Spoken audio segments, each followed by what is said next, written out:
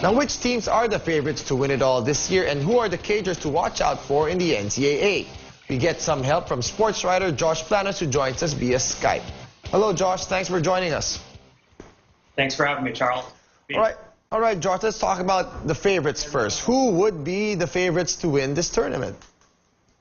Well, I'm going to go with the boring option and pick Duke. Over at 538.com, my colleagues Sarah Ziegler, Jeff Foster, and Neil Payne and I found that our model gives the Blue Devils a 19% probability of winning the tournament. That's the highest and best odds of any team in the field.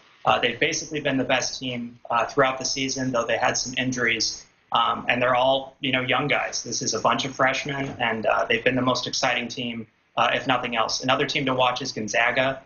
They've been an incredible program for well over a decade now, but this seems to be the year that they, maybe put it all together. Offensively, they're fantastic. Defensively, they're much improved. And so I would say those teams probably are the teams to watch over the next few weeks. Okay, and if you had to pick maybe a dark horse team, apart from the easy favorites to pick, would you have any team in mind? I guess Gonzaga is a little bit of a dark horse. I know they're a top seed, but, a team that I really like, maybe not to win the tournament, but to advance a ways is Murray State. Okay. This is a team that's been to the tournament before. They're the 12th seed, but they have a point guard in Ja Morant who is as good as they come in the country. They've got a fantastic offense, and I think that they could make a little bit of noise. So I would watch out for Murray State as a real dark horse candidate. How about a team like Tennessee? Do you think they could make some noise in this tournament? Of course. Tennessee's kind of got that old school game where they're going to back you down and beat you up in the post. They've got guys like Grant Williams and the wonderfully named Admiral Schofield. Those guys are fantastic. Rick Barnes has really put a lot of work into that program, and they're much improved. That's a fantastic offense. And it seems really unique from the rest of the country. Like I said, it's kind of old man basketball, but it's a joy to watch. Okay, apart from Murray State, if you were to pick a team that may pull off an upset in the first round, would you have any random pick? Because the brackets are being filled. It's so hard to predict these brackets.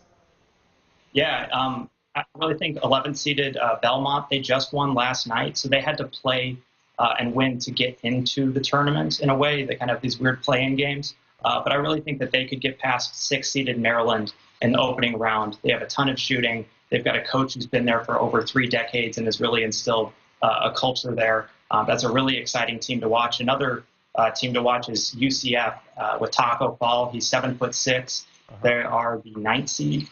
So they play an 8th seed in the opening round, so it wouldn't be much of an upset, but I could really see them, slowing things down in that opening round matchup and getting into the second where they would play Duke, which probably is not what they, would like for their season to end. But, getting past that opening round matchup is something UCF can do. All right. Now, Josh, let's talk about some of the stars right now. I guess the biggest players to watch out for, because obviously March Madness, when you talk about that, you talk about the stars who really make a name for themselves. So who are the guys that we can be expecting to hear a lot about, especially the next few weeks?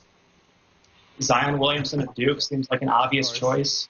He has been the talk of college basketball throughout the entire season. He's 6'7" and weighs 285 pounds. And just to give you some context, if he was in the NBA currently, only one player would outweigh him, and that's Boban Marjanovic, who is 7'3", and a lot bigger. And yet this guy also can jump 40 inches in the air. So he can jump like LeBron, and he's as big as just about anybody in the league. It doesn't compute in your head when you watch somebody this athletic.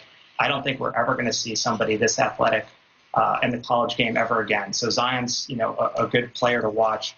Ja Morant of Murray State's another one. He's closing in on becoming the first point guard to average 20 points and 10 assists over a full season since the assist was first tracked at the college level. He's been fantastic.